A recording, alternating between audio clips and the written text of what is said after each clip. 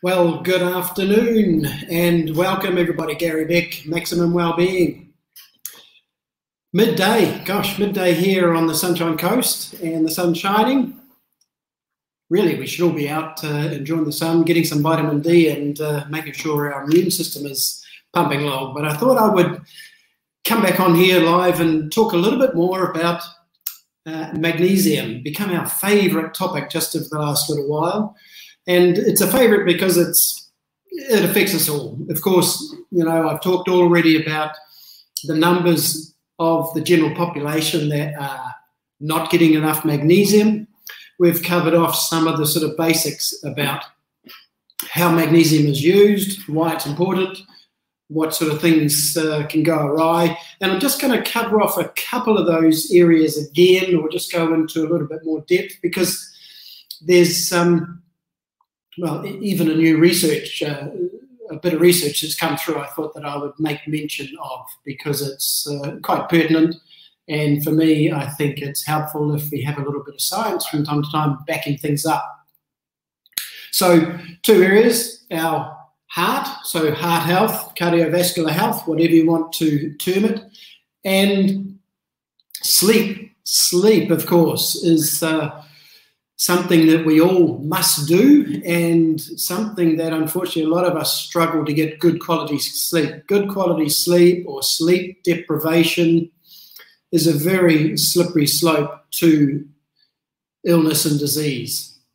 The rest phase, the sleep phase, is absolutely fundamental for our body to go into that relaxation, repair, and re-energize process. So without good quality sleep, our body cannot process and repair and regenerate and get ready for the next day. So if sleep deprivation is part of your picture, it needs to be looked at, of course, and magnesium is one of those simple and yet absolutely critical nutrients that you must have adequate amounts of.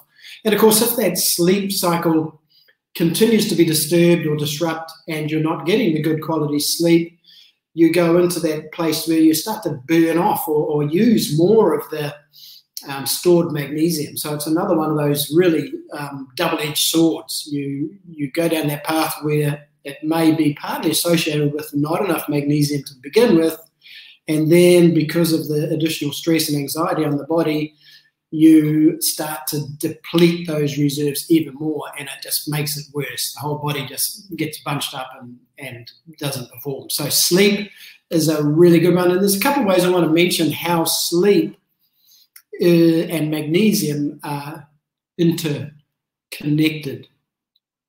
The right magnesium, in fact, helps with the activation of certain neurotransmitters. So the neurotransmitters that reduce stress and relax the muscles require magnesium for that activation. So neurotransmitters not only moving in the brain, but moving from the gut into the brain and out into the periphery.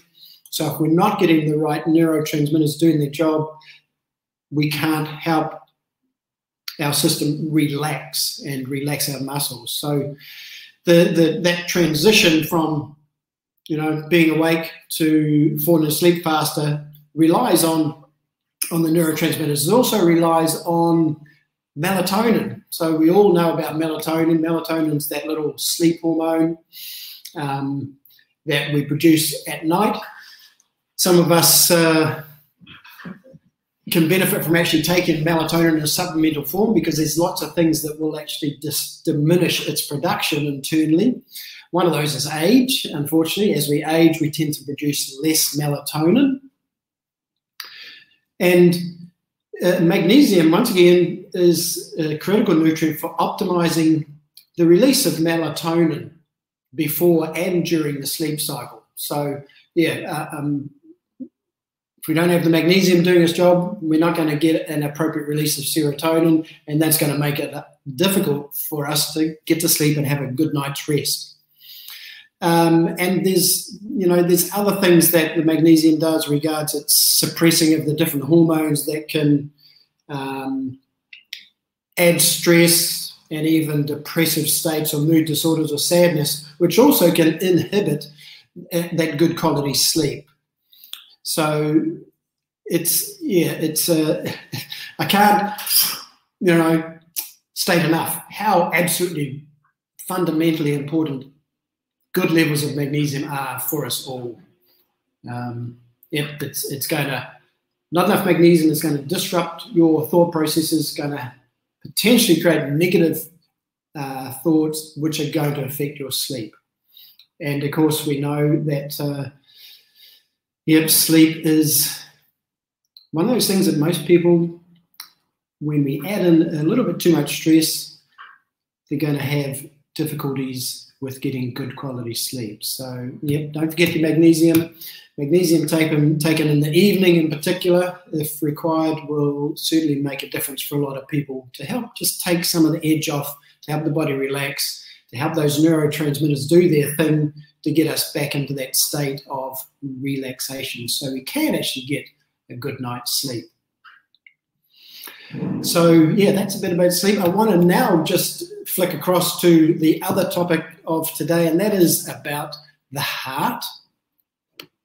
And the heart, of course, is that really active, pumping, moving muscle that's pushing the oxygenated blood right around the system, right around the body. And here's where magnesium is critical in that beating rhythm. So without adequate levels of magnesium, we're not going to be able to maintain a steady heartbeat rhythm. So remembering that our body is an electrical device, magnesium is kind of like an electrolyte that is fundamental for that electrical connection. And so when our magnesium levels drop below the ideal, the ability for those little impulses coming through our nervous system are going to be potentially impaired. So it's these nerve impulses interacting on the muscle that, of course, give us the contraction that make the heart beat. So low levels of magnesium are going to essentially push the body to a place where it isn't in control of those rhythms, and that's when we go into the conditions known as arrhythmia or erratic heartbeat. And certainly the research has shown that by bringing magnesium in at a good level, potentially somewhere between 400 and 600 milligrams a day, then the incidence of arrhythmias can be reduced significantly. So there's even studies out there that talk about magnesium and heart failure itself. So we've already stated that the magnesium is critical for the right messaging to come across from the nervous system to the musculature to give that heart its nice regular heartbeat. So when we have low levels of magnesium, we're going to have higher rates of this heart rate variability, is a term used in cardio medicine. And that is one of these things that is common in heart failure. So, the heart rate variability and heart failure are interconnected. And there's some kind of cool research. I'll just try and read off what we've got here. They found that a particular form of magnesium, and it comes back to my favorite good old magnesium citrate in the right form, not just any magnesium citrate. So this quite recent research shows that magnesium citrate improves the heart rate variability in patients with heart failure. So in this trial, they supplemented 300 milligrams a day of a clinically proven magnesium citrate. It was given to patients who had a systolic heart failure and whose heart rate variability was all over the show and was measured. And after just 5 weeks, they managed to get the intracellular magnesium levels up, and the heart rate variability was significantly improved in all of those in the treatment group. So the research has definitely concluded that magnesium supplementation was definitely a beneficial adjunct to the whole process. So, we've got the heart rate variability, we've got the ability to maintain a nice, easy rhythm in the heart. And the other thing that magnesium is important with regards our cardiovascular health is good old healthy blood vessels. So we've heard of the term of atherosclerosis. So this is that kind of hardening of the arteries where we get a buildup of plaque on the arterial wall. And of course, this is a big player in the heart disease that still is rife. Remembering heart disease globally is still the biggest killer on the planet in the Western world. Even though we've got truckloads of drugs and medicines and billions of dollars worth of pharmaceuticals are out there in use every day, heart disease still takes out more people than anything else. So we're not quite getting it right. And that's one of the reasons I'm sort of harping on about magnesium, because this one absolutely simple nutrient can and does make a huge difference.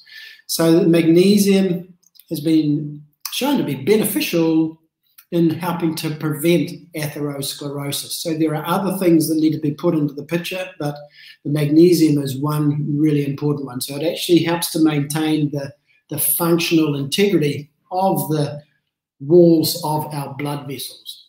And that's, of course, really important, because when we get damage to the arterial walls, this is, you can imagine, like little chinks inside the tube.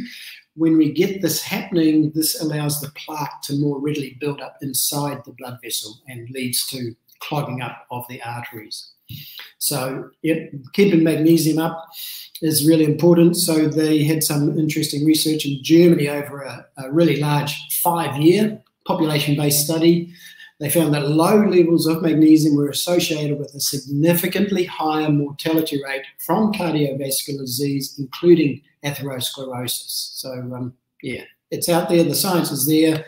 It's nothing new, but it's certainly something very important. So if you want to know more about using a magnesium citrate powder that has loads of clinical research behind it, then please feel free to reach out and,